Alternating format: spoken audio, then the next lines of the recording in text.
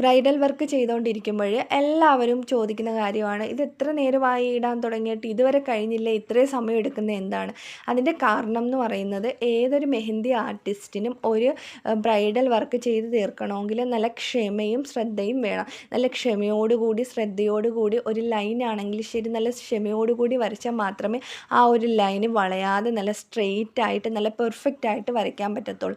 മറ്റ് ഏത് എലമെൻ്റ് ആണെങ്കിലും ശരി, ഹംസ് ആണെങ്കിലും ശരി, സ്പൈറൽ ആണെങ്കിലും ശരി, അത്രയധികം ശ്രദ്ധയോടെ അവർ വരച്ചാൽ മാത്രമേ അവർക്ക് ആ ഒരു ഈക്വലായിട്ടുള്ള സൈസിൽ സ്റ്റാർട്ട് മുതൽ എൻഡ് വരെ ആ ഒരു ഈക്വൽ സൈസിൽ വരച്ചെടുക്കാൻ പറ്റത്തുള്ളൂ. അന്നേരം അവർ അത്രയധികം ശ്രദ്ധയോടെ ഇരിക്കുന്നതുകൊണ്ട് മാത്രമാണ് നല്ലൊരു ഡിസൈന് ക്രിയേറ്റ് ചെയ്യാൻ പറ്റത്തുള്ളൂ. എത്ര പ്രൊഫഷണൽ ആർട്ടിസ്റ്റാന്ന് പറഞ്ഞാലും ബ്രൈഡൽ ഡിസൈന് ചെയ്തു വരുമ്പോൾ ഒരു 3 to 7 അവേഴ്സെങ്കിലും വേണ്ടി വരും. കാരണം അത്ര ക്ഷമയോടുകൂടി വരച്ച ആണ് അവർ ആ ഒരു ഡിസൈന് ക്രിയേറ്റ് ചെയ്തെടുക്കുന്നത്. പിന്നെ പലർക്കും തോന്നുന്ന ഒരു കാര്യമാണ്, ഓ ഇങ്ങനെ വന്നിരുന്നൊന്ന് ഇട്ടിട്ട് എത്ര രൂപയാണ് ചാർജ് ചെയ്യുന്നത്? ശരിക്കും അതല്ല.